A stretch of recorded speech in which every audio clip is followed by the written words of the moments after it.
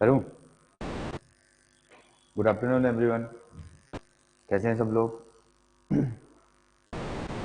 आज कल हमने थोड़ा कंप्यूटर का इंट्रोडक्शन देखा था, फिर इसके बाद थोड़ा हार्डवेयर हल्का फुल्का जाना था एंड सॉफ्टवेयर जाना था।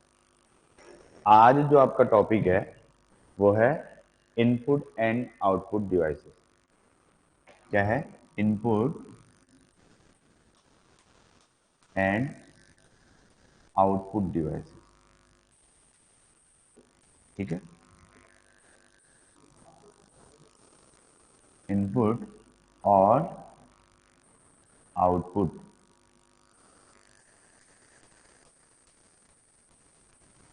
इनपुट और output. Good afternoon, good afternoon, कैसे हैं सब लोग? देखो, आज का जो टॉपिक है हमारा इनपुट एंड आउटपुट डिवाइसेस। अगर मैं इनपुट की बात करूं, यानी इनपुट, इनपुट मतलब क्या हो गया कि जो चीज, मतलब कोई बाहर का डेटा हम कंप्यूटर के अंदर डाल रहे हैं, दैट इज इनपुट। उसी को क्या बोलेंगे? इनपुट। जैसे मतलब कोई भी बाहर का डेटा है, इस कंप्यूटर के अंदर जो डालना है हमें, यानी इन करना है, उसको क्या कहेंगे? इनपुट। एंड आउटपुट, आउटपुट क्या हो जाएगा?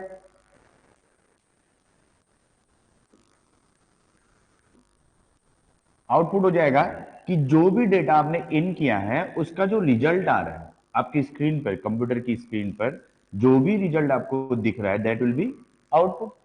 यानी अंदर से बाहर आ रहा है डेटा, यानी शो हो रहा है आपको। अब बाहर ये नहीं कि फिजिकली बाहर आ रहा है, बट आपके स्क्रीन पे शो हो रहा है, वो हो जाएगा आपका आउटपुट। उसे क्या बोलेंगे? आउट, यानी बाहर आ रहा है। बात समझ में आई? इनपुट मतलब कि कोई डेटा आप अंदर डाल लो, जैसे कंप्यूटर की कीबोर्ड है, कीबोर्ड से मैंने कुछ प्रेस किया तो आपने कुछ इन किया, उसके बाद जो स्क्रीन पे आपका दिखेगा वो क्या हो जाएगा? आउटपुट।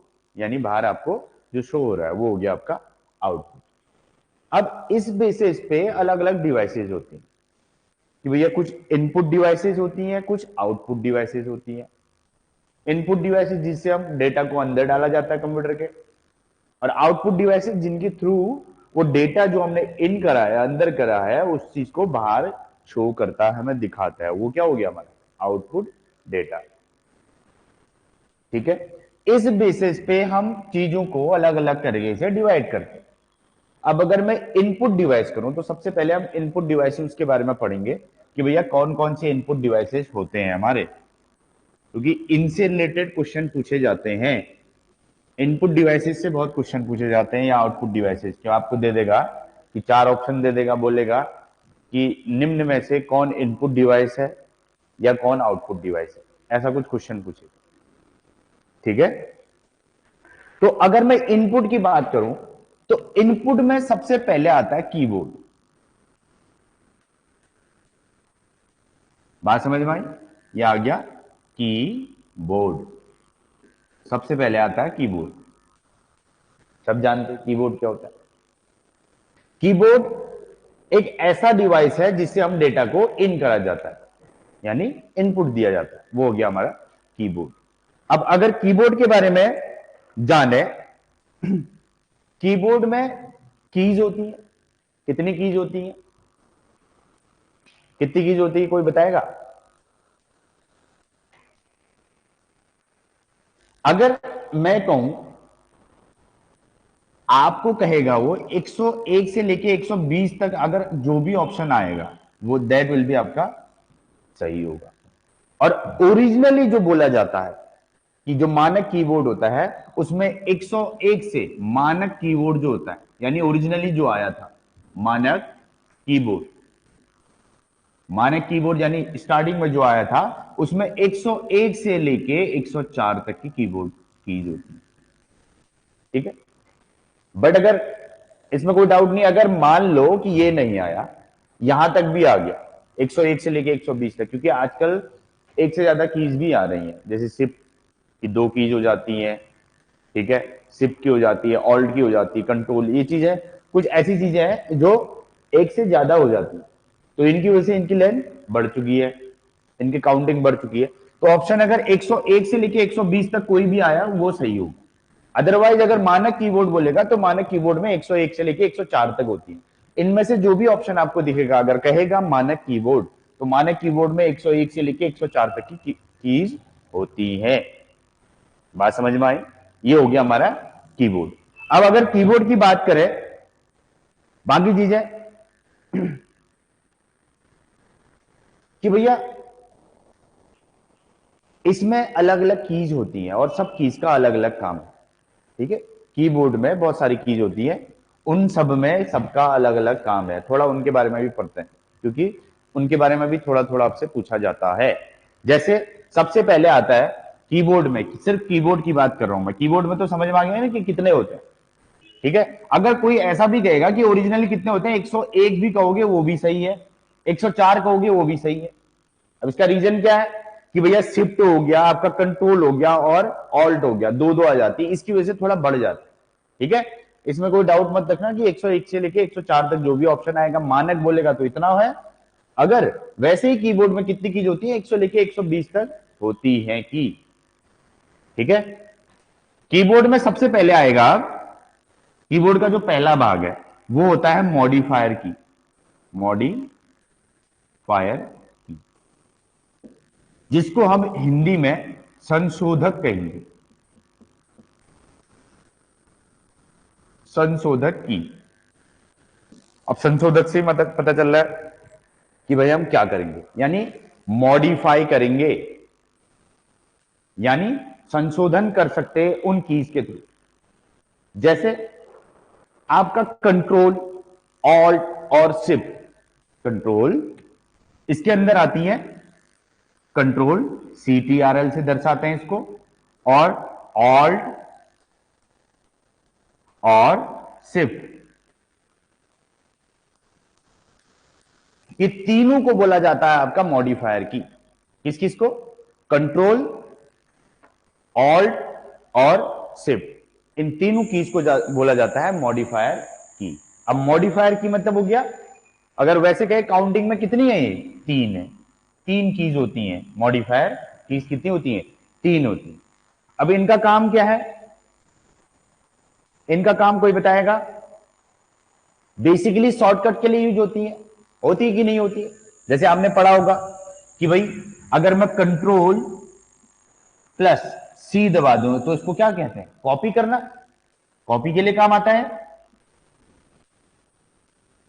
आता है कि नहीं आता है? कंट्रोल प्लस B पेस्ट करने के काम आता है, यानी कोई चीज डेटा रखने के काम आता है, पेस्ट करने के काम आता है।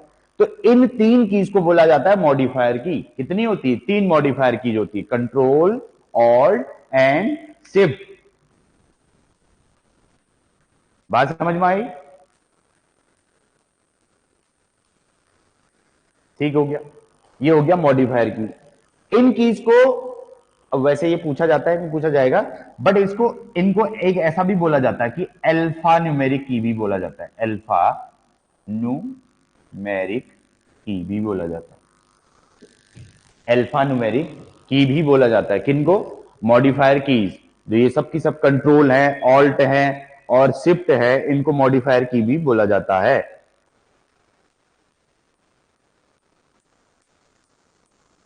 ठीक है, ओके।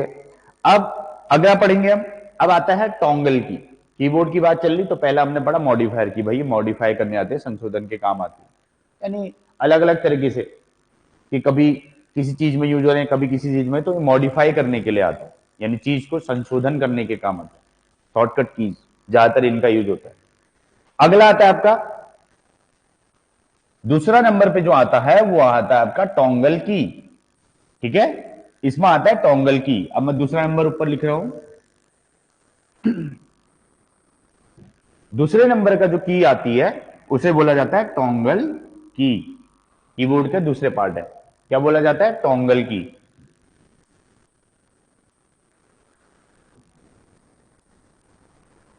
टोंगल की,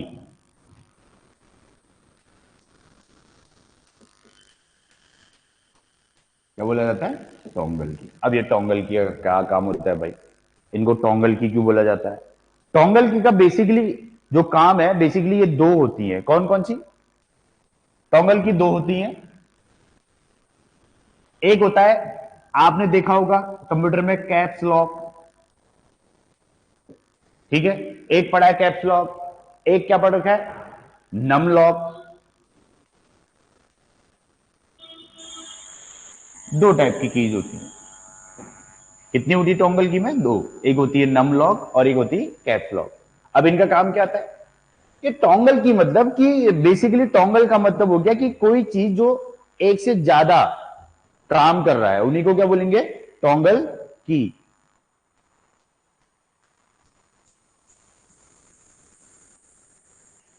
हाँ, शॉर्ट की होती है, शॉर्ट कीज होती हैं।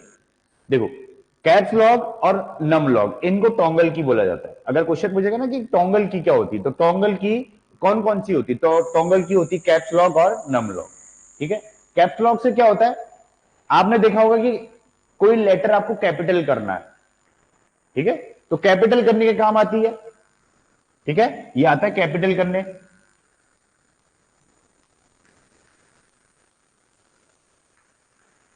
ठीक है, कैपिटल करने के लिए आता है। और दूसरा आता है, किस चीज के लिए काम आता है? स्मॉल करने के काम आता है।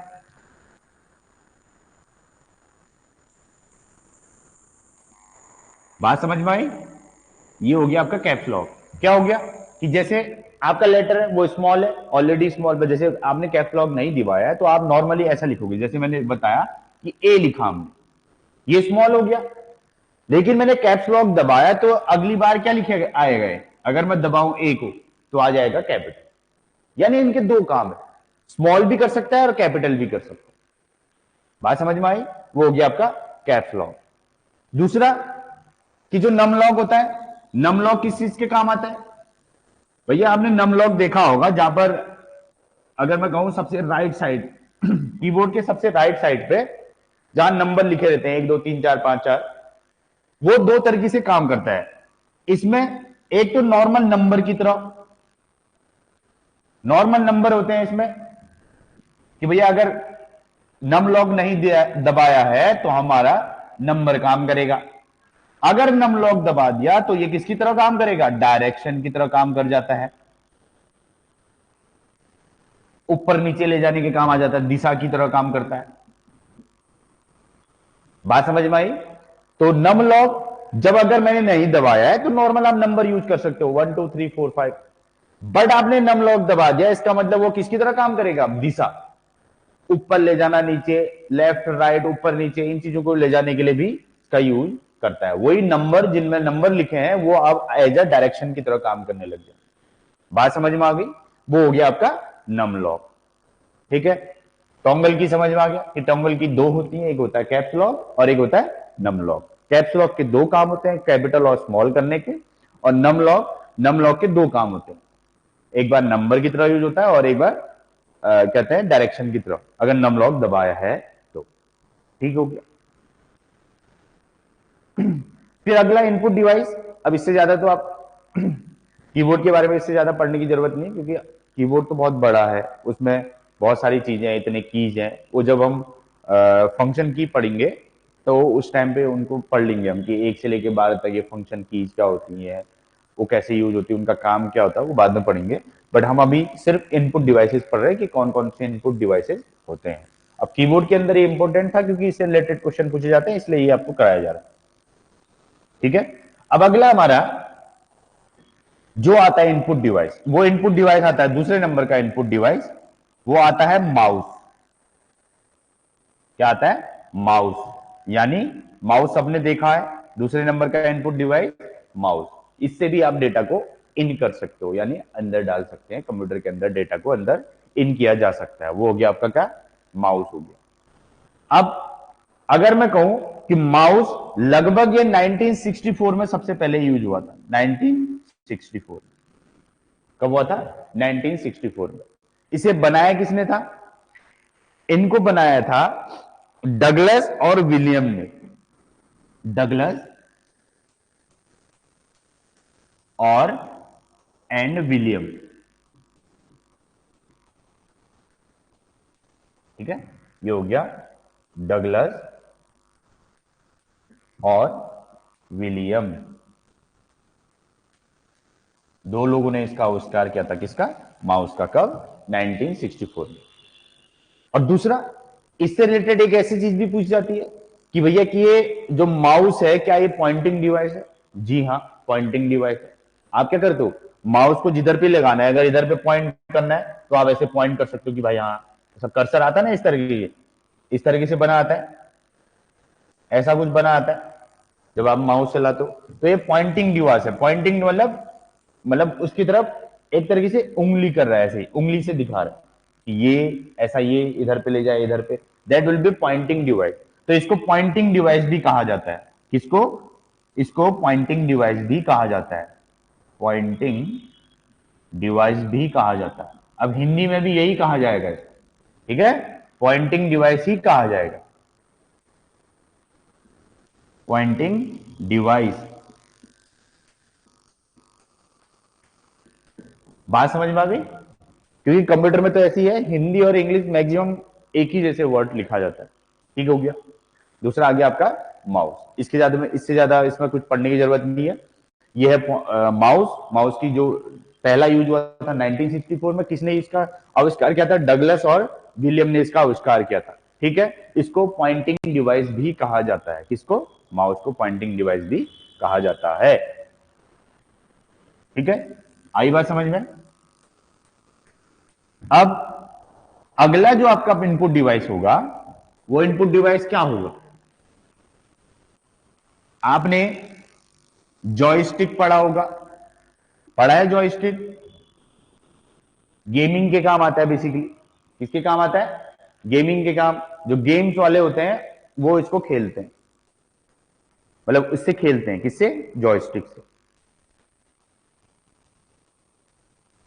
स्कैनर, स्कैनर भी इसके अंदर आता है। ठीक है, और माइक्रोफोन, लाइट पेन, ये सब के सब क्या है? ये आपके क्या है? इनपुट डिवाइस है। तो सबसे पहले हम क्या पढ़ते हैं? ये पढ़ दिया हमने दो। तीसरे नंबर पे आता है क्या?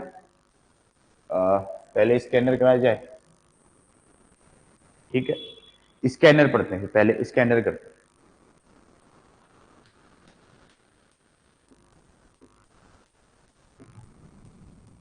स्कैनर, इसके बाद कराऊंगा अभी जॉयस्टिक। ठीक है, स्कैनर। अब स्कैनर मतलब जो स्कैन करता है। जैसे आपने हर एक के फोन में आजकल स्कैनर होता है, जैसे क्यूआर कोड स्कैन करते हैं। That will be a pointing, वो कहते हैं that will be a input device. वो एक इनपुट डिवाइस की तरह काम करता है। ठीक है, मैं कहीं देख रहा था कि स्कैनर क्या इनपुट डिवाइस होता है, मतलब नीचे आया था कि निम्न में से कौन इनपुट डिवाइस है, तो उसमें एक स्कैनर ही था और बाकी प्रिंटर दिया था, मॉनिटर दिया था और ऑप्शन दिए थे जो आउटपुट वाले थे। तो स्कैनर क्या होता है? आपका एक इनपुट डिवाइस होता है। बात समझ में आई? जो आपका क्या करता है कि जो आपका फिजिकल डेटा है, मान लो ये लिखा हुआ है, हमने जो भी लिखा है किसी ने स्कैन किया तो पीडीएफ बना देता। होता है कि नहीं होता? आप पीडीएफ में कन्वर्ट कर सकते हो उसे। इसको स्कैन किया या फोटो खींची, फोटो खींची मैंने, वो क्या हो गया? स्कैन करके फोटो खींच दिया, तो उसके बाद जो बना हमारे पास वो क्या बन जाएगा? वो हार्ड बन जाएगा। बाद में हम हार्ड कॉपी में निकाल सकते हैं। तो बेसिकली स्कैनर क्या है? इनपुट डिवाइस है। ठीक है, इसका काम क्या होता है? इसका काम क्या होता है? ये क्या करता है कि हार्ड कॉपी को किस में बदल देता है? सॉफ्ट कॉपी में बदल देता है। सॉफ्ट कॉपी में बदल देता है। इसको बोला जाता है आपका हार्ड कॉपी। हार्ड कॉपी को सॉफ्ट कॉपी में बदल देता है।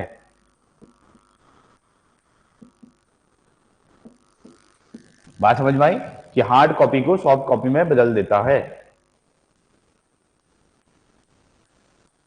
अच्छा, फास्ट कराना है, फास्ट कराते हैं। सुनील जी कुछ? ठीक है, फास्ट ही करा रहा हूं। हार्ड कॉपी को सॉफ्ट कॉपी में बदल देता है कौन?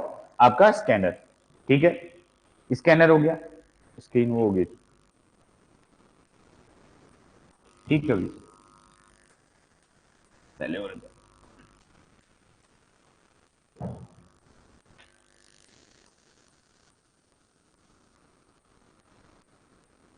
ठीक है।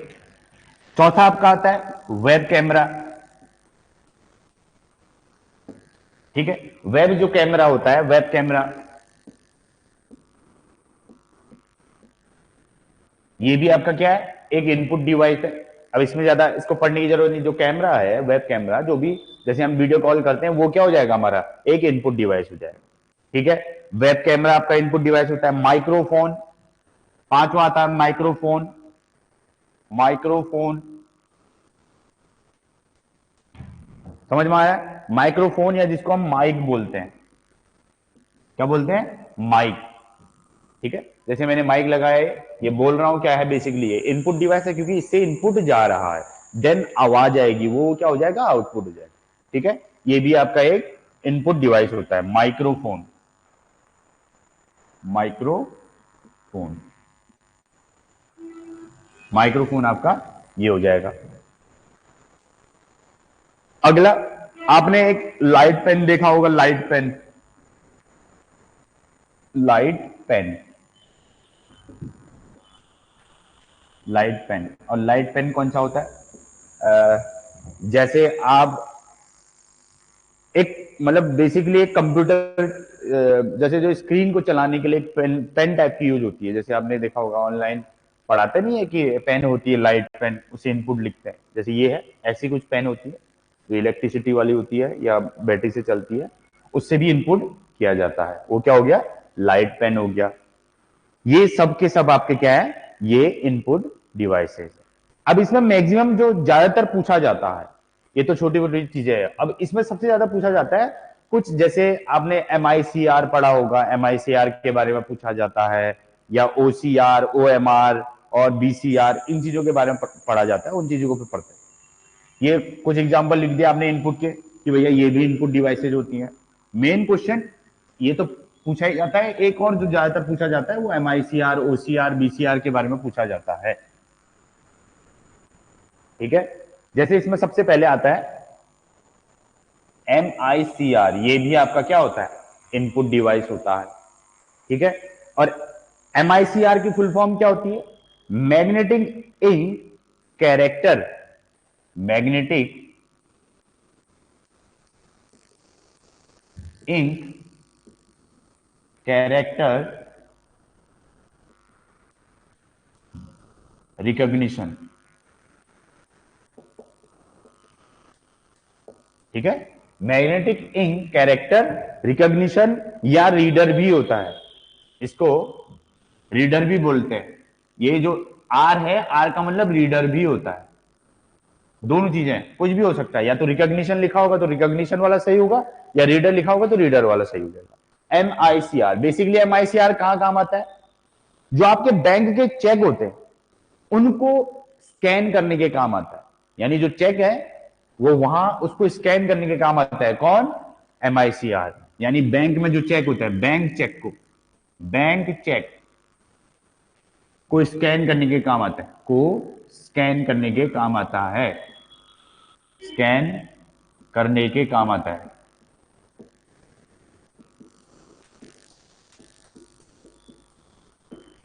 बात समझ में आई, कौन, MICR, समझ में आई बात।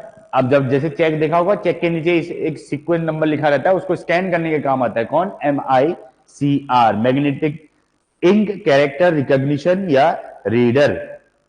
बात समझ में आई, जो 9 नंबर का डिजिट होता है उसमें, बैंक चेक में 9 नंबर का डिजिट होता है, 9 संख्याओं का, वो उसको स्कैन करने के काम आता है। जिसमें आपने 9 डिजिट पढ़ी है, इसमें 9 डिजिट होती है, किसमें, 9 डिजिट को पढ़ने के काम आता है, किसमें, चेक में। इसमें तीन तीन का पेयर बना रहता है, तीन तीन का पेयर बना रहता है। जो पहले 3 अंक होते हैं, शुरू के 3 अंक, वो सिटी को बताते हैं कि कौन सी सिटी है, सिटी को, समझ में आया। दूसरा बताता है बैंक को, और तीसरा बताता है ब्रांच कोड, ब्रांच कोड। इन चीजों को स्कैन करने के काम आता है, कौन, MICR, यानी चेक को। ठीक है, फिर अगला आता है OCR, यानी ऑप्टिकल मार्क नहीं, ऑप्टिकल कैरेक्टर रीडर, ओसीआर पढ़ा ना, ओसीआर। ठीक है, आई होप ये लिख दिया होगा। अगला जो आएगा ओसीआर, ओसीआर क्या हो जाएगा? Optical character reader, optical character reader, OCR, OCR, optical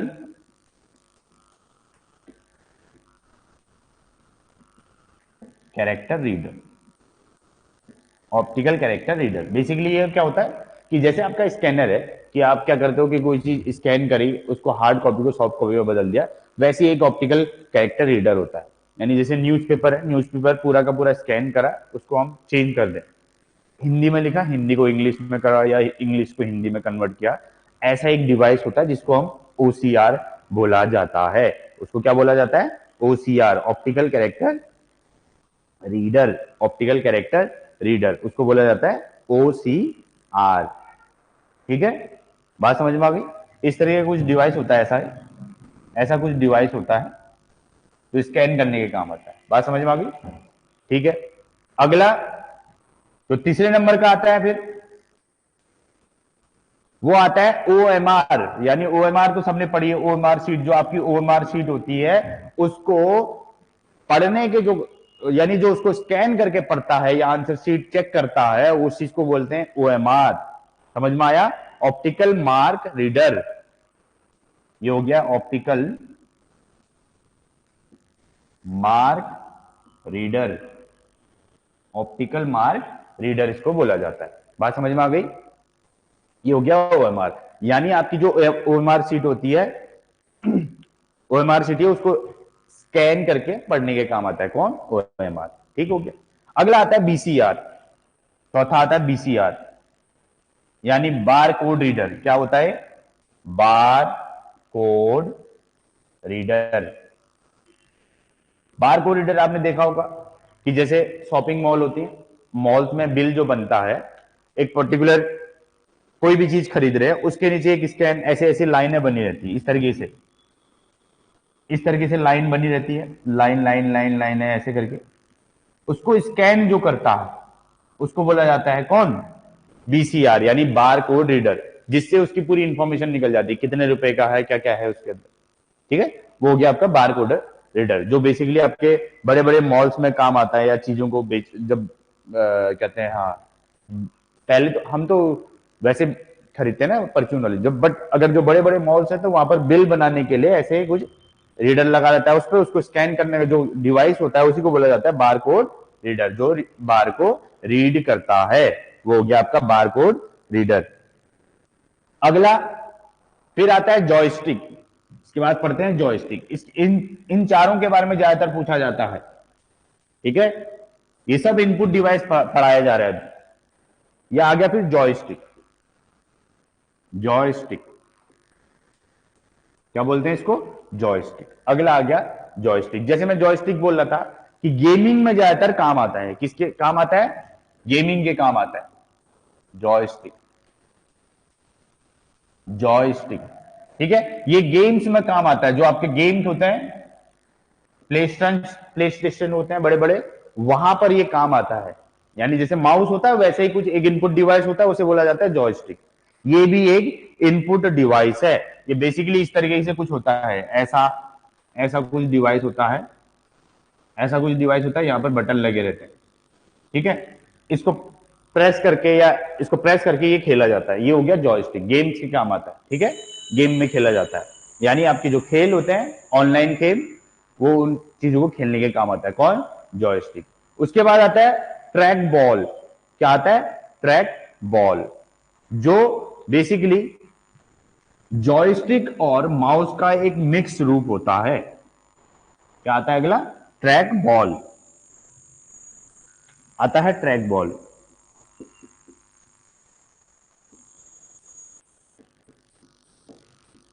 track ball, ठीक है, ट्रैक बॉल, यानी ये माउस और जॉयस्टिक दोनों का एक मिला जुला रूप होता है।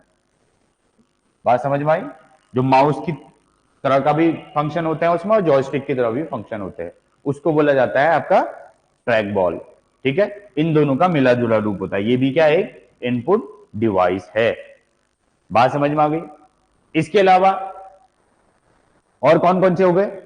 ग्राफिक टैग और टच स्क्रीन। हाँ, ये सब के सब टच स्क्रीन जो होती है आपकी, ठीक है, टच स्क्रीन, जो टच स्क्रीन होती है वो भी क्या आपका एक इनपुट डिवाइस है। ठीक है, ये कुछ इनपुट डिवाइसेज हैं जो आपको आई होप क्वेश्चन में दिखेंगे ये लोग। ठीक है, उसके बाद हम पढ़ते हैं अब आउटपुट डिवाइसेज। क्या पढ़ेंगे? Output devices.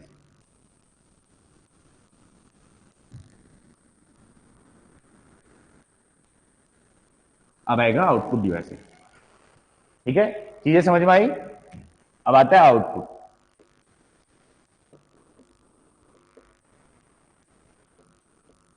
ठीक है, आउटपुट में सबसे पहले आपके दिमाग में आता होगा क्या?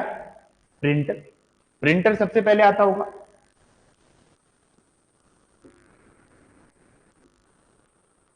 क्या आता है? सबसे पहले आता है प्रिंटर। दूसरा आता है, दूसरा क्या आता है आपका? मॉनिटर।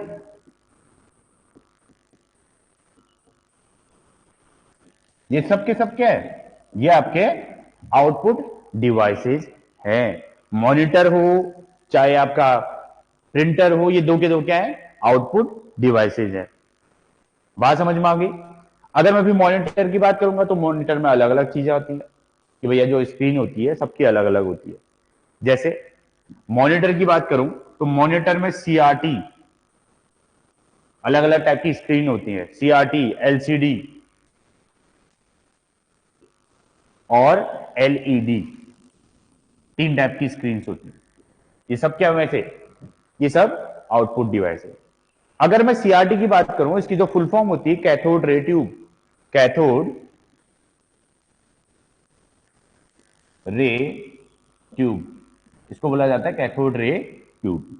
ठीक है, हिंदी में भी यही लिखा जाएगा, cathode tube, sorry, cathode ray tube, cathode ray tube, cathode ray tube. ठीक है, और उसके बाद एलसीडी की बात करें तो एलसीडी में होता है liquid crystal display, liquid crystal display, ये हो गया आपका एलसीडी की फुल फॉर्म। बात समझ में आ गई? फिर उसके बाद एलईडी की बोलेंगे तो light emitting diode, light emitting diode,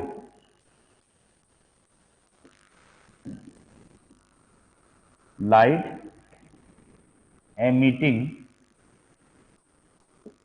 diode, diode.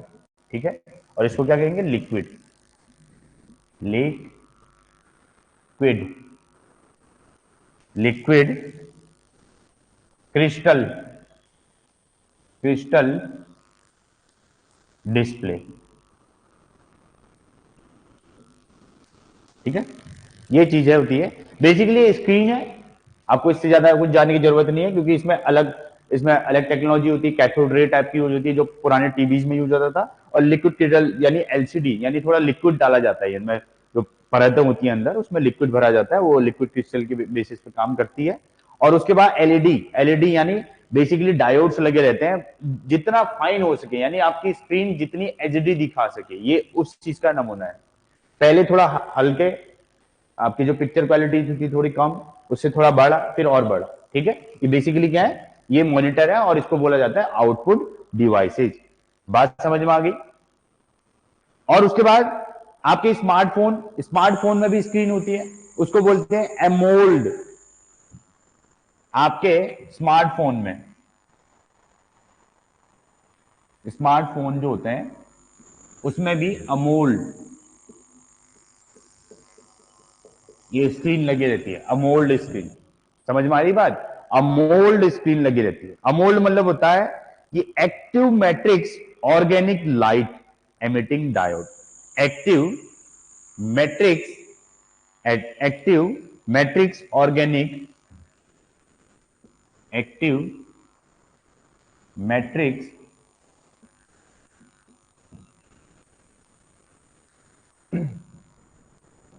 Organic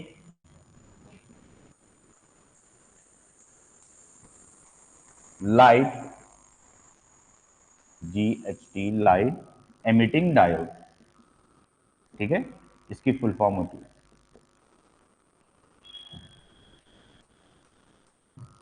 ठीक है, ये अमोल्ड आपकी जो स्क्रीन होती है टच स्क्रीन वो फोन की, उसमें लगा रहता है अमोल्ड, ठीक है, ये भी आउटपुट डिवाइस है। ठीक हो गया। उसके बाद प्रिंटर की बात करी मैंने कि प्रिंटर में आपको पता है कि प्रिंटर ये भी आउटपुट डिवाइस है। प्रिंटर की बात करूंगा तो प्रिंटर में भी अलग अलग टाइप के होते हैं, दो टाइप के प्रिंटर होते हैं, एक इंपैक्ट प्रिंटर और एक नॉन इंपैक्ट प्रिंटर।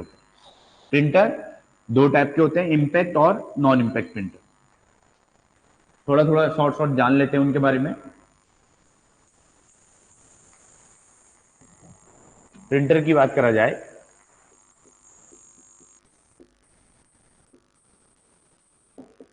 इसमें आता है इंपैक्ट और नॉन इंपैक्ट।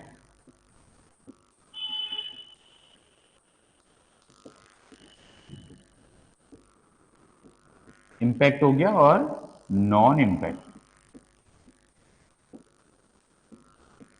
बात समझ में आई? दो टाइप के आपके क्या होते हैं, प्रिंटर्स होते हैं, इंपैक्ट और नॉन इंपैक्ट। अब प्रिंटर, इन दोनों में डिफरेंस क्या है? इन दोनों में डिफरेंस ये है कि जो इंपैक्ट कंप्यूटर होता है, यानी बेसिकली जो इंपैक्ट कंप्यूटर होता है, ये बहुत आवाज करते हैं। क्या करते हैं? बहुत ज्यादा आवाज करते हैं।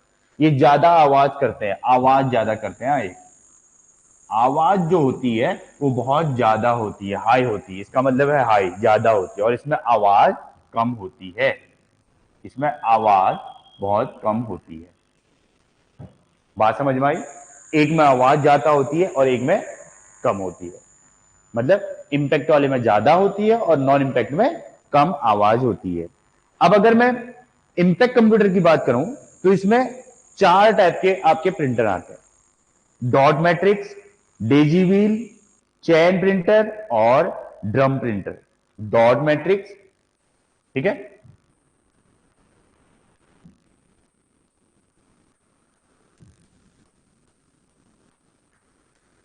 इसमें क्या क्या बोला मैंने?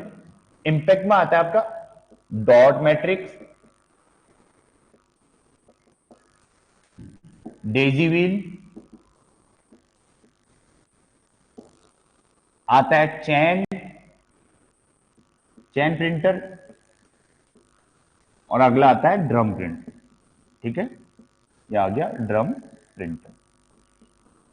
बात समझ में आई कि नहीं आई? ये चार टाइप के आपके क्या होते हैं, प्रिंटर होते हैं: डॉट,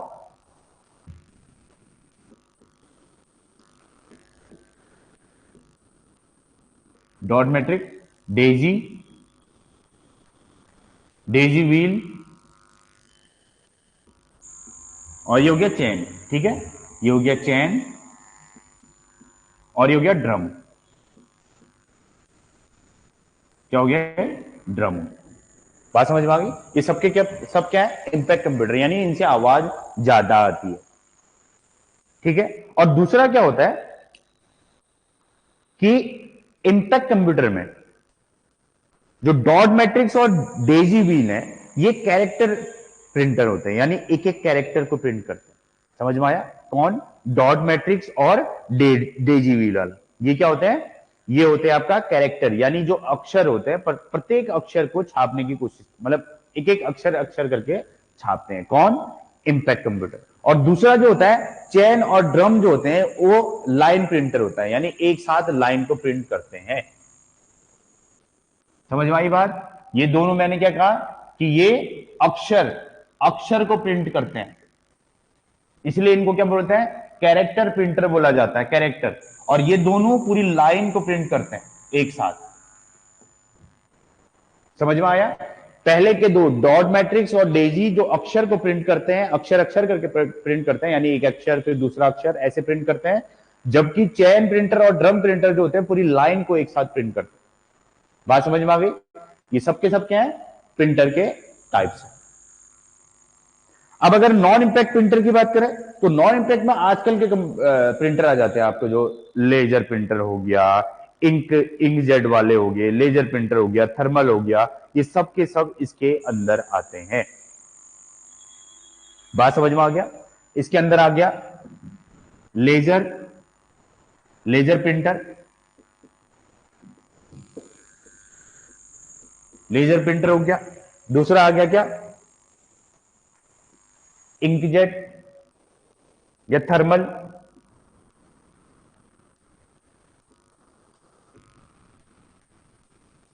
ठीक है, ये हो गया थर्मल।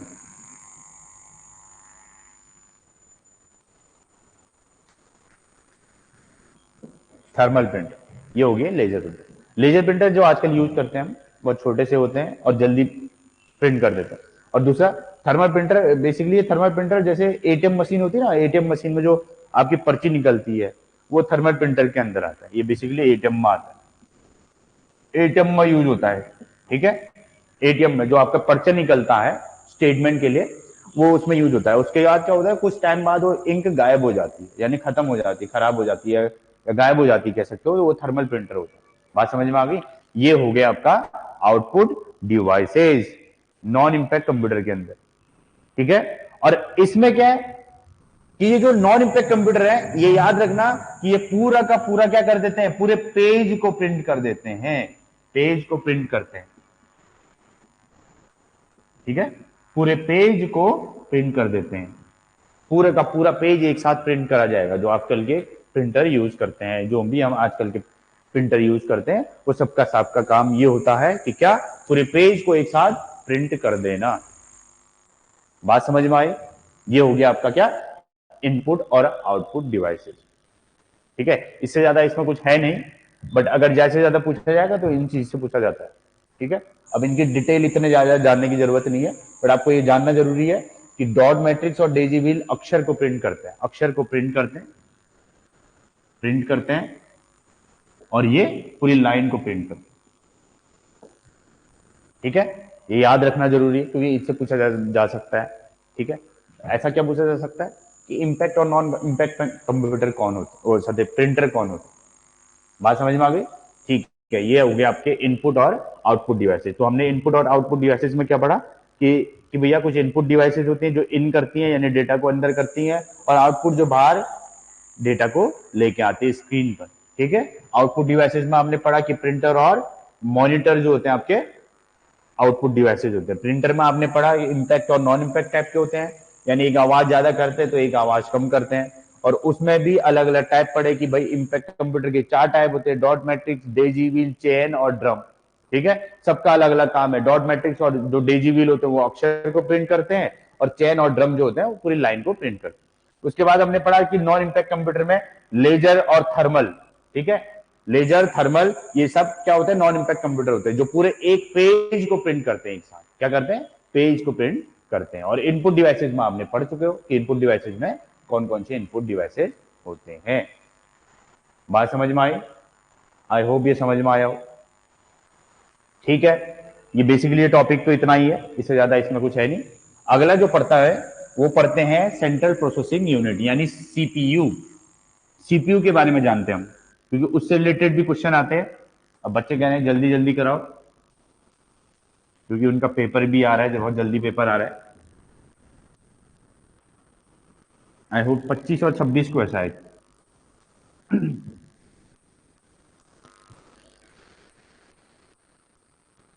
अब आता है आपका सीपीयू।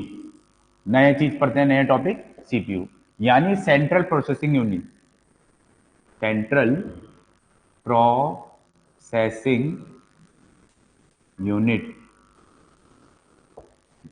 ठीक है, सेंट्रल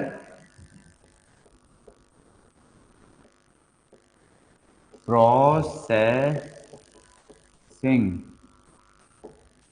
यूनिट। ठीक है, ये सीपीयू की फुल फॉर्म होती है। सीपीयू का मतलब होता है सेंट्रल प्रोसेसिंग यूनिट।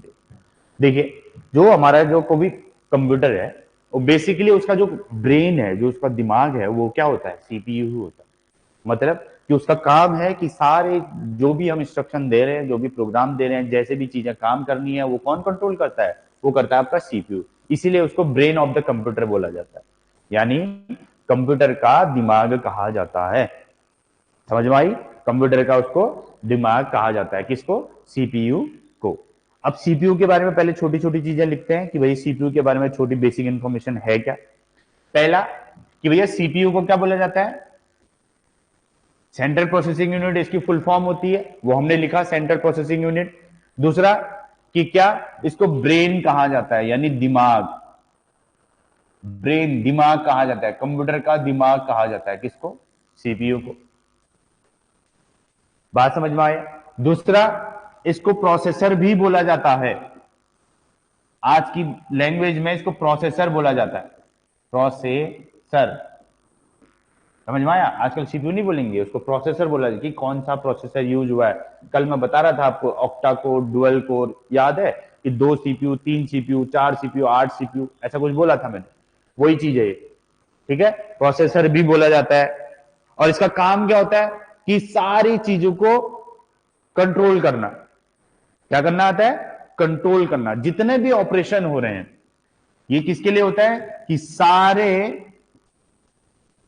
ऑपरेशन को, ऑपरेशंस को कंट्रोल करता है। मतलब कि जो भी आपने कहा उससे कि भैया मैंने ये कुछ लिखना है, कुछ लिखा आपने, वो सारा कंट्रोल कौन कर रहा है? सीपीयू कर रहा है। ठीक है, इसलिए बोला कि सारे ऑपरेशन यानी जो भी चीज आप दे रहे हो उसको काम, वो सारे का सारा कौन कंट्रोल करेगा? वो करेगा आपका सीपीयू। बात समझ में आ गई? तो सीपीयू क्या काम है? क्योंकि ब्रेन कहते हैं इसको, इसको प्रोसेसर भी कहा जाता है, ये सारे ऑपरेशन को कंट्रोल करता है। अब सीपीयू, अगर सीपीयू की बात करें तो सीपीयू के टाइप्स भी होंगे, मतलब सीपीयू की पार्ट्स होंगे। बात समझ में आ गई? सीपीयू के अलग अलग पार्ट्स भी होते हैं। सीपीयू के कौन कौन से पार्ट्स होते हैं? सीपीयू के अलग अलग पार्ट होते हैं। पहला पार्ट होता है इसका सीयू यानी कंट्रोल यूनिट। पहला पार्ट आता है इसका, इसके अंदर जो काम करना है वो होता है सीयू। दूसरा पार्ट आता है इसका एएलयू, अर्थमेटिक लॉजिक यूनिट। और तीसरा पार्ट आता है इसका, वो होता है मेमोरी यूनिट, एमयू। ठीक है, ये हो गया कंट्रोल यूनिट, ये हो गया arithmetic logic unit, arithmetic logic unit. और तीसरा आता है मेमोरी यूनिट। बात समझ में आया? कंट्रोल यानी सारा कंट्रोलेशन कैसे हो रहा है, अर्थमेटिक यानी लॉजिक कैसे लग रहा है अंदर, काम कैसे होगा, फिर उसके बाद जो आउटपुट आएगा वो कहां से होगा? Memory unit. समझ में आया? तो इसलिए बेसिक पार्ट्स होते हैं इसके कौन कौन से सीपीयू के? एक कंट्रोल यूनिट होता है, एक अर्थमेटिक लॉजिक यूनिट होता है, और एक मेमोरी यूनिट होता है। बात समझ में आई कि कंट्रोल यूनिट और कहते हैं अर्थमेटिक लॉजिक यूनिट, तो इसके बाद आ गया मेमोरी यूनिट हो गया। ये इसके कुछ पार्ट्स होते हैं। ठीक है, अब इसको थोड़ा और अच्छा डीप से देखते हैं, इसका प्रॉपर डायग्राम देखते हैं कि भैया इसमें क्या क्या चीजें होती हैं, क्या क्या, क्योंकि इससे रिलेटेड क्वेश्चन पूछे जा सकते हैं, छोटे मोटे क्वेश्चन। ठीक है, और दूसरा एक चीज और होता है कि अगर सीयू और एएलयू इन दोनों को मिला दिया जाए, कि जो सीयू और एएलयू इन दोनों को एक साथ मिला दिया जाए तो इसको बोला जाता है माइक्रो प्रोसेसर। ये भी लिख लो कि भैया कि सीयू यानी कंट्रोल यूनिट और एएलयू यानी अर्थमेटिक लॉजिक यूनिट, इन दोनों को मिला दिया जाए तो माइक्रो प्रोसेसर कहा जाता है इसको, माइक्रो प्रोसेसर। इसको बोला जाता है माइक्रो प्रोसेसर। बात समझ में आई? माइक्रो प्रोसेसर मतलब छोटे हैं, और सीयू और एएलयू उसमें कॉम्बिनेशन में यानी एक साथ होते हैं। समझ में आया? ये हो गया आपका माइक्रो प्रोसेसर। फिर उसके बाद आता है इसमें एक माइक्रो कोड होता है, माइक्रो कोड, वो चीज भी देख लेते हैं। माइक्रो कोड ये कुछ नहीं होता, ये सिंपल सा एक मतलब कह सकते हो तो सेट ऑफ इंस्ट्रक्शन है कि एक साथ आपको निर्देश है कि ये बताता है, ये क्या बताता है, कंट्रोल यूनिट मतलब सीपीयू को बताता है कि आपको काम कैसे करना है। इसके अंदर सेट ऑफ प्रोग्राम है, बहुत सारे प्रोग्राम है जो बताता है कि सीपीयू को कि भाई आपको काम कैसे करना है। वो कौन बताता है, वो बताता है आपका माइक्रो कोड।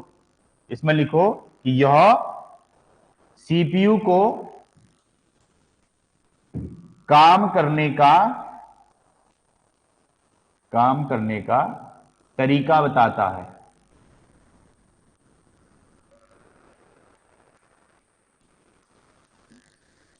समझ में आई बात? आसान भाषा में क्या हो गया कि माइक्रो कोड का मतलब है कि सीपीयू को काम करने का तरीका बताता है। कौन? Micro code. किसको? सीपीयू को बताता है। बात समझ में आ गई?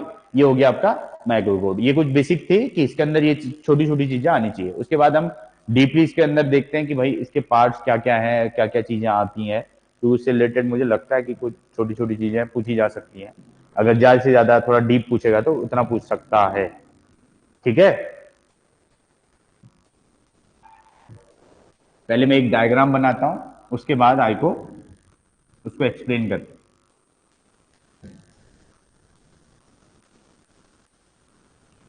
पहला क्या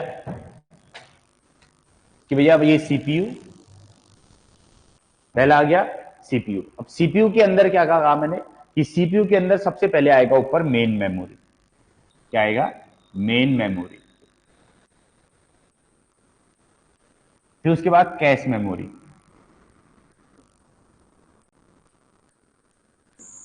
ठीक है, अब कैश मेमोरी जैसे ही आया इसके अकॉर्डिंग ये एक पार्ट हो गया, एक ये पार्ट हो गया, ये नीचे को आ रहा है, ये ऊपर को जा रहा है, इस तरीके से।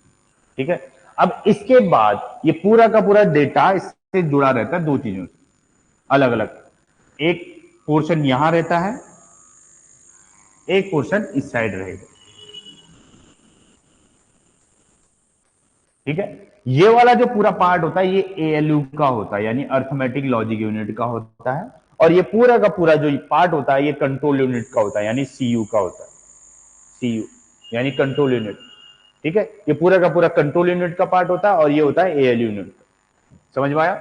यहां से ये गया इंस्ट्रक्शन, यहां से ये आया, तो इसके बाद ये वापस भी जाता है। शायद ज्यादा चिपका दिया मैंने। यहां पर ये बनाना अब इस तरीके से, इसको इतना बना देता हूं मैं, मतलब कि ये इधर जाएगा, इधर से भी जाता है, ये इधर गया फिर ऊपर गया।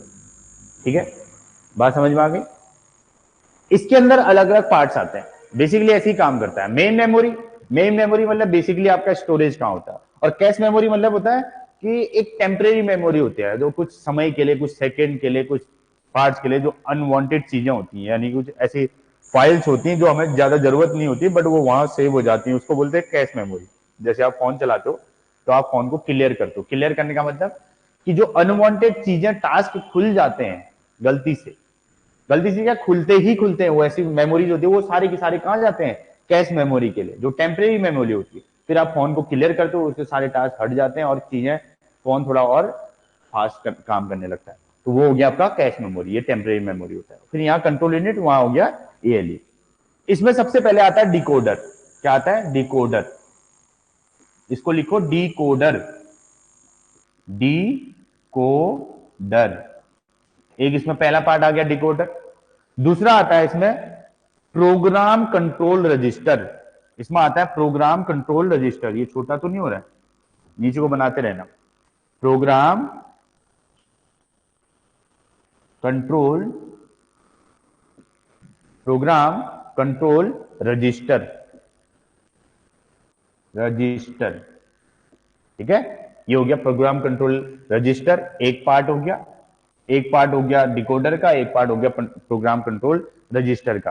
तीसरा पार्ट आता है इंस्ट्रक्शन रजिस्टर का। तीसरा पार्ट आता है इंस्ट्रक्शन रजिस्टर।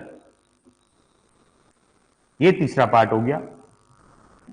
ठीक है, ये हो गया तीसरा पार्ट, ये इंस्ट्रक्शन रजिस्टर। चौथा पार्ट आता है मेमोरी एड्रेस रजिस्टर। तीसरा पार्ट आता है, सॉरी, चौथा पार्ट आता है मेमोरी एड्रेस रजिस्टर। ठीक है, अगला आता है मेमोरी बफर। इसके बाद आता है मेमोरी बफर। इसका जो पार्ट होता है नेक्स्ट,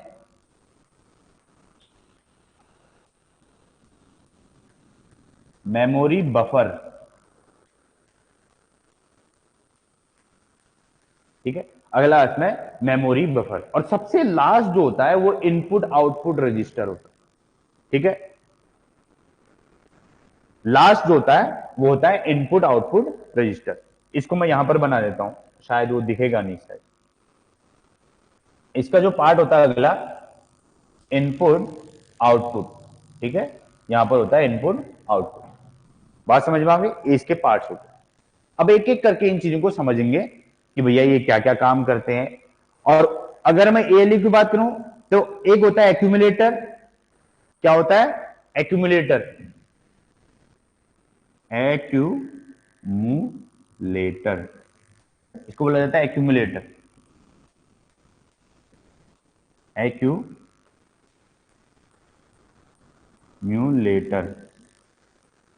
एक्यूम्यूलेटर, ये एक्यूमुलेटर होता है। फिर बाकी इसमें जनरल पर्पज रजिस्टर आते हैं। जनरल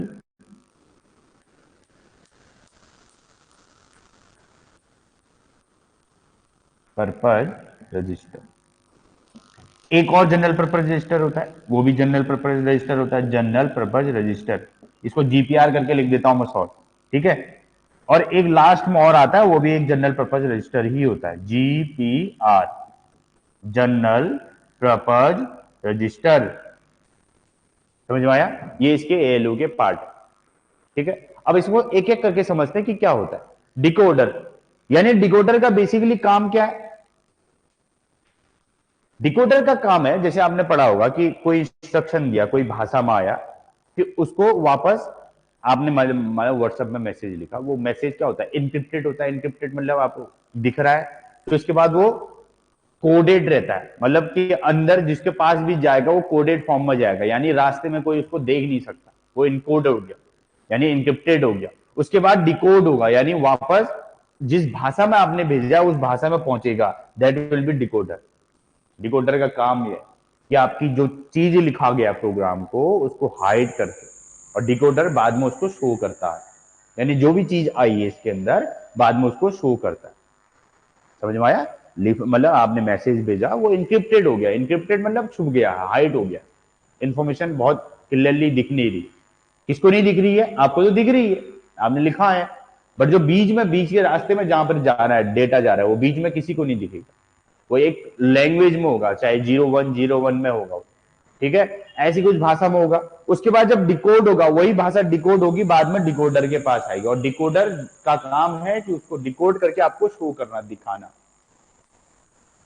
बात समझ में आया कि इसका काम क्या है डिकोडर का? कि आपको चीजों को दिखाना। डिकोड का काम है कि मैसेज, जो भी मैसेज आपका आया, मैसेज को दिखाना, मैसेज को दिखाना, वो डिकोडर का काम है। बात समझ में आई? फिर आता है प्रोग्राम कंट्रोल रजिस्टर। अगला आता है program control register. Program control register, इसका काम क्या है कि भैया आपका जो भी प्रोग्राम है, जो भी आपने पूरी लैंग्वेज लिखी है, यानी भाषा लिखी है, किसकी? कंप्यूटर की भाषा लिखी है, उसको कंट्रोल करता है। उसको पूरा कंट्रोलेशन आता है कि भाई कैसे उस प्रोग्राम को चलेगा, कैसे काम करेगा, वो चीज किसके अंदर आएगा? प्रोग्राम कंट्रोल रजिस्टर की। बात समझ में आ गया? ये हो गया प्रोग्राम कंट्रोल रजिस्टर।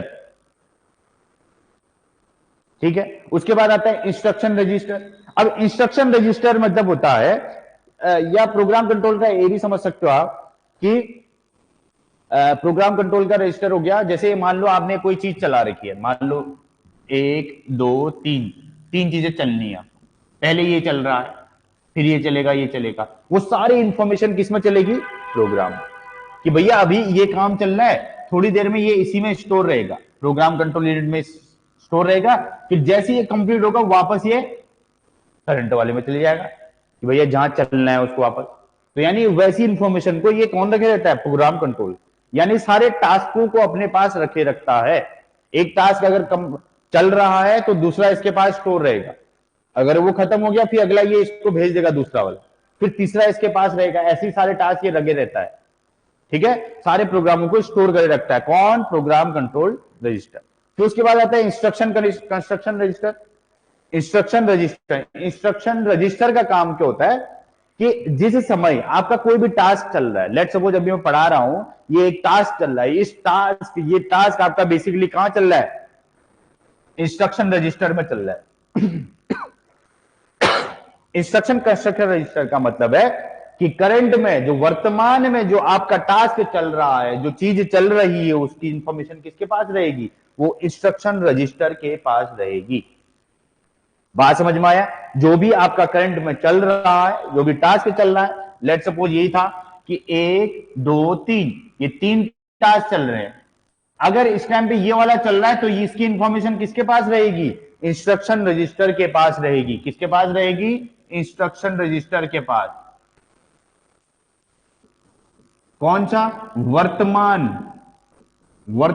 प्रोग्राम की इंफॉर्मेशन,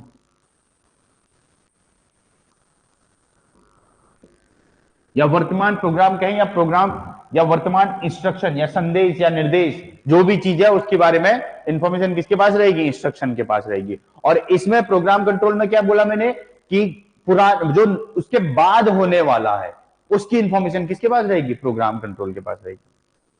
फिर उसके बाद मेमोरी एड्रेस रजिस्टर, कि भैया मेमोरी एड्रेस रजिस्टर क्या हो गया, नाम से ही पता चल रहा है कि भैया जो भी हमारा इंफॉर्मेशन या चल रहा था, प्रोग्राम चल रहा है या काम हो चुका है या हो रहा है, उन सब की इंफॉर्मेशन कहां रहेगी, मेमोरी एड्रेस रजिस्टर में। कि भैया क्योंकि स्टोर तो करना है बाद में उसको, तो स्टोर होगा तो कहां जाएगा वो, मेमोरी एड्रेस रजिस्टर में, कि भैया वहां स्टोर हो जाएगा। ठीक है, उसके बाद अब इसमें जैसे मेमोरी बफर आया, कि मेमोरी बफर मतलब, मेमोरी बफर मतलब होता है कि जैसे आने जाने, जैसे मैंने प्रोग्राम चलाया, अभी ये टास्क चल रहा है, इसके बाद कुछ और चलेगा, उन आने जाने वालों की चीजों की इंफॉर्मेशन कौन रखे रखता है, ये मेमोरी बफर रखे रखता है। यानी आने जाने वाले इंस्ट्रक्शंस की या प्रोग्राम की सारी जानकारी कौन रखता है, वो रखता है मेमोरी बफर। बात समझ में आया? मेमोरी एड्रेस पता चल गया कि भैया जो भी हमने टास्क चल रहा है उनका सबका एड्रेस कौन रखेगा, मेमोरी एड्रेस। और मेमोरी बफर मैंने कहा कि आने जाने वाले की सारे प्रोग्रामों की जो लिस्ट है या उनकी इंफॉर्मेशन है वो कौन रखे रहेगा, मेमोरी बफर। कौन रखे रहेगा, मेमोरी बफर। इसमें लिख लेना कि आने जाने वाले, आप अपने अकॉर्डिंग लिखना कि मेमोरी जो बफर होता है उसका काम होता है कि आने जाने वाले सारे इंफॉर्मेशन की, इंस्ट्रक्शन की इंफॉर्मेशन को रखना, यानी उनकी जानकारी रखना। आने जाने वाले जो भी इंस्ट्रक्शन है, प्रोग्राम है, उन सब की जानकारी कौन रखता है, मेमोरी बफर रखता है। बात समझ में आई? ठीक है, उसके बाद आता है इनपुट आउटपुट डिवाइस। अब क्या है भाई, इनपुट आउटपुट, यहां पर लास्ट में बोला था ना मैंने कि इनपुट आउटपुट है। इनपुट आउट का मतलब क्या है, वही कि भैया जो डेटा आ रहा है फिर उसके बाद शो करना है, वो कौन करेगा, वो डेटा यानी इनपुट आउटपुट डिवाइस करेगा। कि भैया जो डेटा आया उनकी इंफॉर्मेशन, जो आउटपुट यानी जो दिखेगा लास्ट में, वो सब कहां दिखेगा, ये इनपुट आउटपुट डिवाइस में दिखेगा, यानी लास्ट वाले प्रोग्राम में दिखेगा।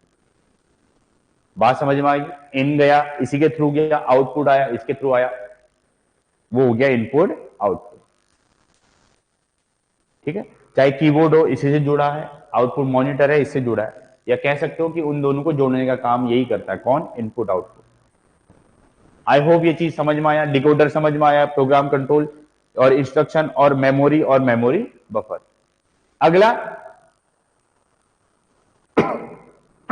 एक्यूमुलेटर। अब अगर हम एएलयू की बात करें, एक्यूमुलेटर, इसका काम क्या होता है,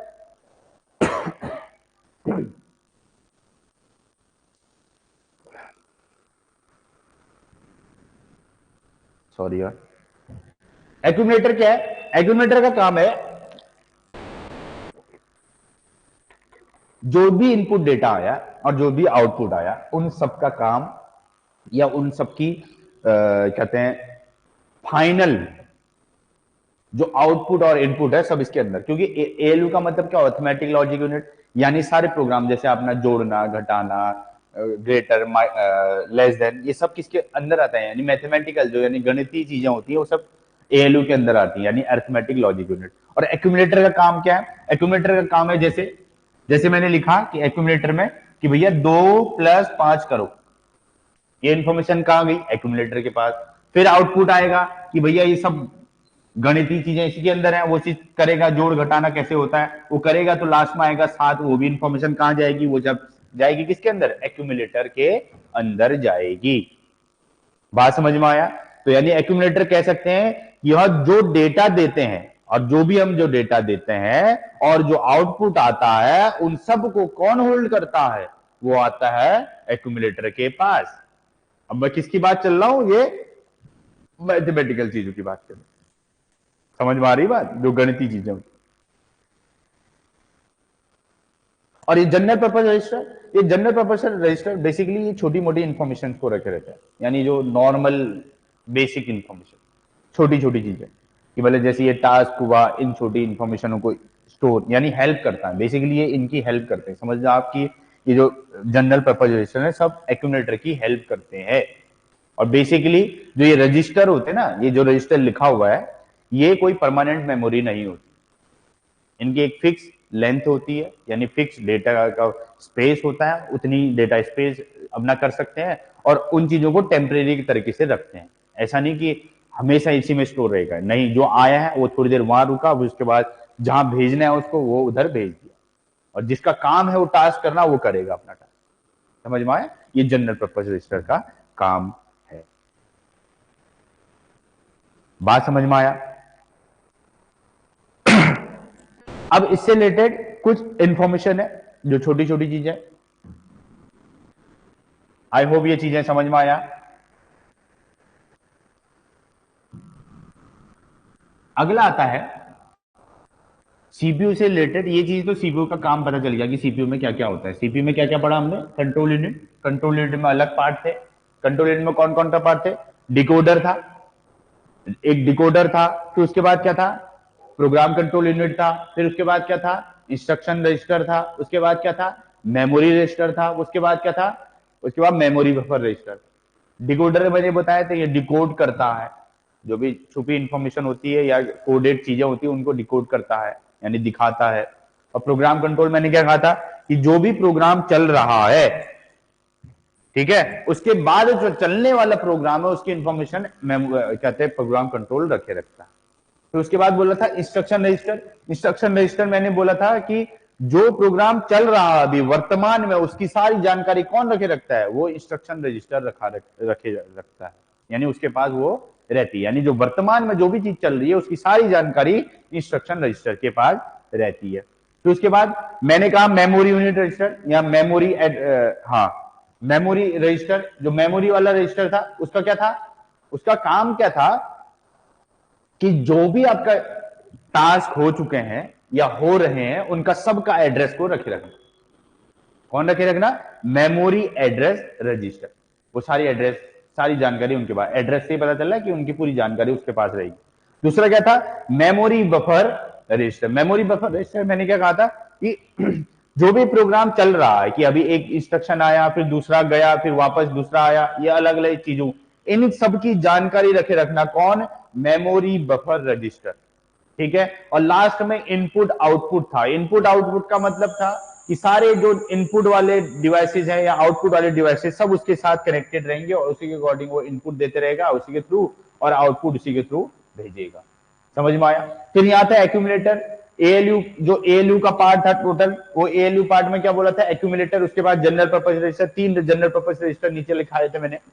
पहला था एक्यूमुलेटर, एक्यूमुलेटर में क्या था कि एक्यूमुलेटर मैंने बोला कि जो मैथमेटिकल सारे ऑपरेशन होता है, यानी गणितीय जो जानकारी होती है, गणितीय चीजें होती है, उन सब की जानकारी एक्यूमुलेटर के पास होती है, और सारे टास्क वही रखता है। चाहे मैं किसी चीज को प्लस कर रहा हूं, ऐड कर रहा हूं, वो टास्क भी वही कर रहा है और आउटपुट भी वही दे रहा है, सारी जानकारी उसके अंदर रहेगी। और जनरल पर्पज उसको हेल्प करते हैं इन चीजों में, ठीक है, क्योंकि जनरल पर्पज में कहीं मैथमेटिकल जैसे मतलब ग्रेटर माइनस ये चीजों को रखा होगा, कहीं कहते हैं परसेंटेज एंड परसेंटेज, इन चीजों की इंफॉर्मेशन रखी रहेगी। ये सब इंफॉर्मेशन जनरल पर्पज के अंदर रहती है और वो उसको हेल्प करता है एक्यूमुलेटर। बात समझ में आई? ठीक है। अब इससे रिलेटेड कुछ चीजें हैं कि भैया जैसे टाइप्स ऑफ प्रोसेसर। अब हमने ये चीज तो पढ़ दी है कि भैया ये सीपीयू को प्रोसेसर भी बोला जाता है, ठीक है। प्रोसेसर के टाइप्स भी हैं। प्रोसेसर का पहले टाइप्स ऑफ प्रोसेसर,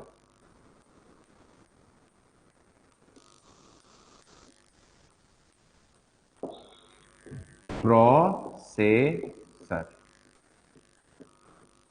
ठीक है। तो प्रोसेसर के प्रकार, ठीक है, प्रोसेसर के प्रकार, ये प्रकार हो गए। पहला प्रकार है इसका, पहला प्रकार है CISC। CISC, CISC मतलब है computer complex instruction set computer. Sorry, computer नहीं, कॉम्प्लेक्स। पहला है कॉम्प्लेक्स इंस्ट्रक्शन सेट कंप्यूटर, इसका है कॉम्प्लेक्स इंस्ट्रक्शन सेट कंप्यूटर, ठीक है। यानी कॉम्प्लेक्स, यानी ये इससे पता चल रहा है कॉम्प्लेक्स।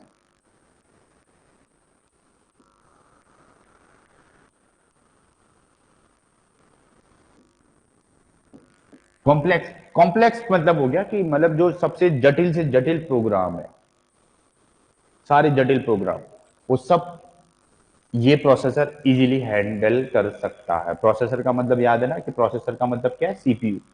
कि भैया सीपीयू है, ये सब के सब क्या है? सीपीयू है। और ये सीपीयू के टाइप्स बता रहा हूं। CISC complex instruction set register, ये होता है कि सारे के जो जटिल प्रोग्राम है, उन सारे को सॉल्व करने का तरीका कौन बता, जल्दी से जल्दी तरीका कौन करता है? वो सीआईएस करता है, ठीक है। सारे जटिल प्रोग्राम, जटिल प्रोग्राम, जटिल प्रोग्रामों को,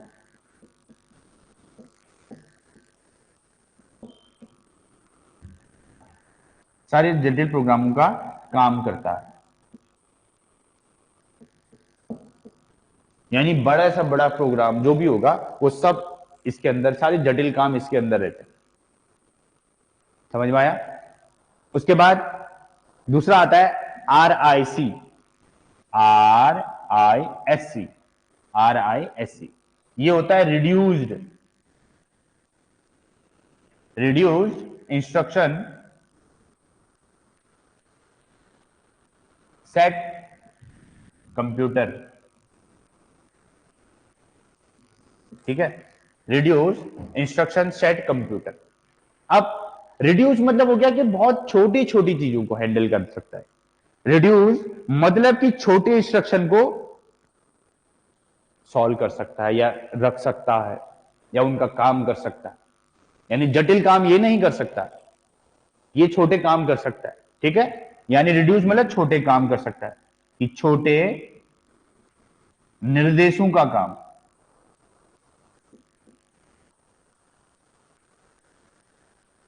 करता है। यहां इसकी कोई मेमोरी फिक्स नहीं है, ये कितनी भी बड़ी मेमोरी हो सकती है कॉम्प्लेक्स वाली, बट इसकी एक फिक्स मेमोरी है। समझ में आया? एक फिक्स साइज है, सीमित साइज है।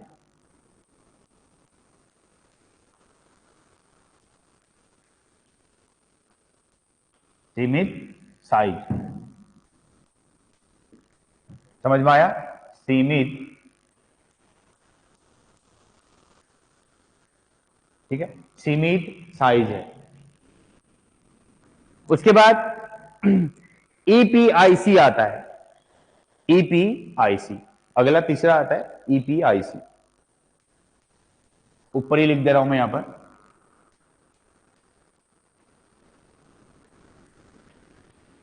आपको इन चीजों में थोड़ी बहुत नजर डालनी है, ज्यादा इसको डीपली नहीं पढ़ना है, बट हल्की फुल्की आपको नजर डालनी ही पड़ेगी। ईपीआईसी, ठीक है।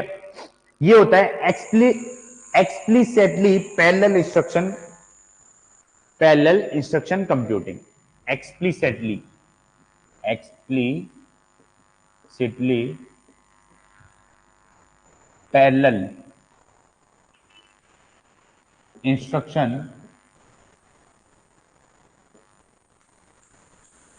कंप्यूटिंग का होता है कंप्यूटिंग। बात समझ में आई? एक्सप्लिसिटली पैरेलल कम्युनिटी मतलब कि एक बार में बहुत सारे प्रोग्राम एक साथ पे बहुत सारे प्रोग्रामों को सेट मतलब उन चीजों को हैंडल कर सकता है। एक से ज्यादा इंस्ट्रक्शन इसके पास आ गए तो उन सबको हैंडल कर सकता है। मान लो पहला ये इंस्ट्रक्शन भेजा किसी ने, दूसरे ने ये भेज दिया, तीसरे ने ऐसा भेज दिया, चौथे ने ऐसा, ये सब के सब पैरेलली एक के साथ एक काम कर सकता है। यानी बेसिकली मल्टीटास्किंग है, समझ लो ये एक समय पे बहुत सारे प्रोग्रामों के सेट को एक साथ पे सॉल्व कर सकता है या रख सकता है, काम कर सकता है। जितने भी इंस्ट्रक्शन इसको मिलेंगे उनको फटाफट कर सकता है। ये प्रोसेसर का काम है। इसका दिमाग इतना तेज है, इतना इसको फास्ट बनाया गया कि एक साथ पे कितने भी टास्क इसको दे दिया जाए, भैया यहाँ प्लस करो, यहाँ माइनस करो, यहाँ ये पिक्चर बनाओ, ये चीज करो, ऐसी चीजें दे दी, ये सारे के सारे इंस्ट्रक्शन कौन कर सकता है? ये कर सकता है EPIC, explicitly parallel instruction computing. ठीक है, हिंदी में भी यही लिखा जाएगा, इंग्लिश में ऐसा कुछ नहीं है कि इसको हिंदी में भी यही लिखा जाएगा। ठीक है, तो एक समय पे एक से ज्यादा लिखो, इसमें एक से ज्यादा एक समय पर एक से ज्यादा इंस्ट्रक्शंस को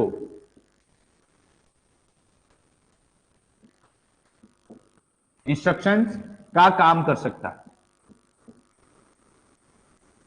काम कर सकता है, कर सकता है। बात समझ में आई कि एक टाइम पे एक से ज्यादा अगर इंस्ट्रक्शन मिले उनको आसानी से ये कर सकता है। कौन? ईपीआईसी। बात समझ में आ गया?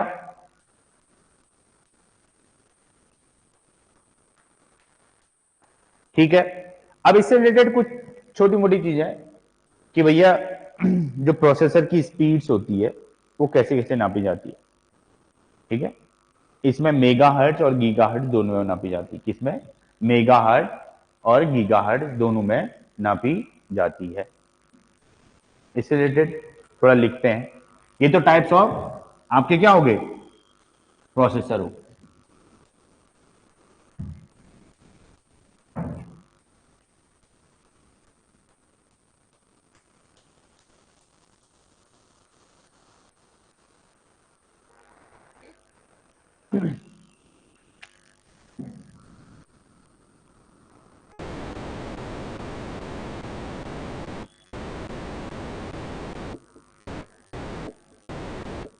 मेगाहर्ट्ज और गीगाहर्ट्ज, इसमें इसकी स्पीड, प्रोसेसर की स्पीड को नापा जाता है। प्रोसेसर की स्पीड को नापा जाता है, स्पीड को नापा जाता है। ठीक है, वैसे तो बहुत चीजें होती है इसके अंदर, बट इतना ज्यादा लिखने की जरूरत नहीं है। आपने लिखना है कि मेगाहर्ट्ज और गीगाहर्ट्ज में इस प्रोसेसर की स्पीड को नापा जाता है, जो भी हमने प्रोसेसर अभी पढ़े हैं। समझ में आई बात? और इसके बाद ठीक है, इतना तो हो जाता है। अब इससे रिलेटेड आप कंप्यूटर में मतलब सीपीयू में इससे रिलेटेड कुछ और है नहीं। ठीक है, तो आपका क्या हो गया? इंस्ट्रक्शन सेट ये कंप्लीट। फिर टाइप्स ऑफ क्या कहते हैं प्रोसेसर हो गया कि प्रोसेसर की फिर स्पीड देखा हमने कि मेगाहर्ट्ज और गीगाहर्ट्ज में नापा जाता है। ठीक है, तो ये हो गया सीपीयू के बारे में कि भाई सीपीयू क्या है? सीपीयू हमारे कंप्यूटर का ब्रेन होता है। मतलब वैसे तो इसमें बेसिक क्वेश्चन पूछे जाते हैं, बट अगर आपको ये थोड़ी बहुत जानकारी होनी चाहिए इस चीज के बारे में कि अगर हो सकता है कि कभी कभी इन चीजों के बारे में पूछता है कि भाई ईपीआईसी इसकी फुल फॉर्म क्या है। ठीक है, ईपीआईसी हो गया, सीआईएससी हो गया, आरआईएससी हो गया, इनकी फुल फॉर्म भी पूछ सकता है। ठीक है, और ये सब के सब किसके पार्ट्स हैं? प्रोसेसर। और प्रोसेसर मतलब समझ रहे हैं, यानी सीपीयू की बात चल रही है। ठीक है, कि सीपीयू और सीपीयू अलग अलग टाइप का था कि पहला क्या था? सीआईएससी, यानी complex complex instruction set computer. उसका क्या काम था? उसका काम था कि अगर आपके पास जटिल से जटिल इंस्ट्रक्शन आ गए, यानी आप ऐसा काम दे दिया आपको जो आप बहुत कठिन है, लेकिन उनको भी वो कर लेता है। कौन? सीआईएससी। इस टाइप का प्रोसेसर होता है कि सबसे जटिल से जटिल काम को भी कर सकता है। आप समझ सकते हो कि ऐसे प्रोग्राम, ऐसे सीपीयू जो कहाँ यूज होते होंगे, जो बहुत हैवी कंप्यूटर्स होते होंगे, वहां इनका यूज होता है। आप नॉर्मल कंप्यूटर में, जो हमारे घरों पे होता है, वो कंप्यूटर में ये चीज यूज नहीं होती है। ठीक है।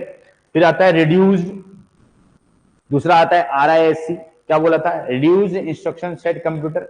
उसका काम क्या है कि भैया उसकी एक तो फिक्स लेंथ है, यानी स्टोरेज फिक्स है कि भैया इसकी मेमोरी इतनी फिक्स है कि इतना ही डेटा, ये इतने ही स्टोरेज का डेटा या इतने ही स्टोरेज का इंस्ट्रक्शन को रख सकता है और उसी को सॉल्व कर सकता है, यानी थोड़ा कम, उससे स्पीड बहुत ही कम। ठीक है, वो हो गया रिड्यूस इंस्ट्रक्शन सेट कंप्यूटर। तीसरा क्या था? ईपीआईसी।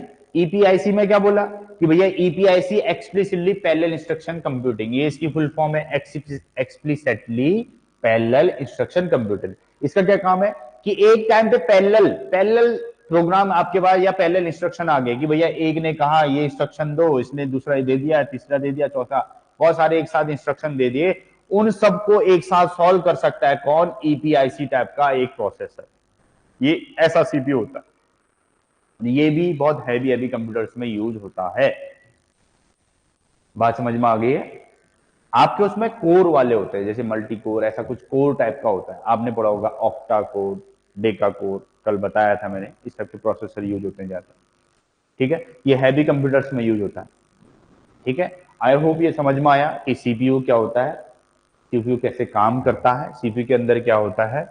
सीपीयू के अंदर आपने पढ़ा है कि भैया कंट्रोल यूनिट और अर्थमेटिक लॉजिक यूनिट मेन चीजें होती है। ठीक है, वो उनका ही काम होता है कि अंदर कैसे कंट्रोल करना है, कैसे इंस्ट्रक्शनों को सॉल्व करना है। उसके बाद फाइनली क्या होता है, फिर वो आपका स्टोर होता था मेमोरी यूनिट कि भाई अंतिम में स्टोर हो जाए। ठीक है, आई होप ये चीजें समझ में आई हो।